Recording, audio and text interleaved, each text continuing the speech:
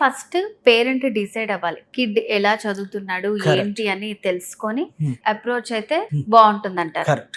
Okay. ఇంకొక విషయం చెప్తానండి. ఇక్కడ ఈ యాప్ డిజైన్ చేసింది ఏంటి అని అంటే, వాళ్ళు ఆల్రెడీ నిజంగా జడ్జ్ చేయగలిగితే పేరెంట్స్ వాళ్ళకి ట్యూషన్స్ అవసరం లేదు కదా, వాళ్ళకి అంత టైమే లేదు ఫస్ట్ ఆఫ్ ఆల్. ఎందుకంటే ఇప్పుడు నేను ఒక ఎగ్జాంపుల్ తీసుకుంటాను. మామ్ ఉన్నారు, వాళ్ళ కిడ్స్ కి వాళ్ళ హస్బెండ్ కి కుక్ చేసి నీట్ గా అన్ని పంపించి బాబుని డ్రాప్ చేసి మళ్ళా పికప్ చేసుకోవడానికి మళ్ళా స్కూల్కి వెళ్ళి మళ్ళీ అంత అయిపోయిన తర్వాత ఇంటికి వచ్చిన తర్వాత ఒక 1 hour రిఫ్రెష్మెంట్ కోరుకొని దాని తర్వాత మళ్ళీ స్కూటీ వేసుకున్న పిల్లోని తీసుకెళ్లి ట్యూషన్ లో జాయిన్ చేసి ఆ 1 hour అక్కడ వెయిట్ చేయలేరు, ఎందుకంటే ఈవినింగ్ వచ్చి మళ్ళీ డిన్నర్ కుక్ చేయాలి. అంతా అయిపోయిన తర్వాత మళ్ళీ ఆమెను పిక్ చేసుకోవడానికి మళ్ళీ వెళ్ళాలి. మీరు చూస్తే ఇందులో petrol cost and me time.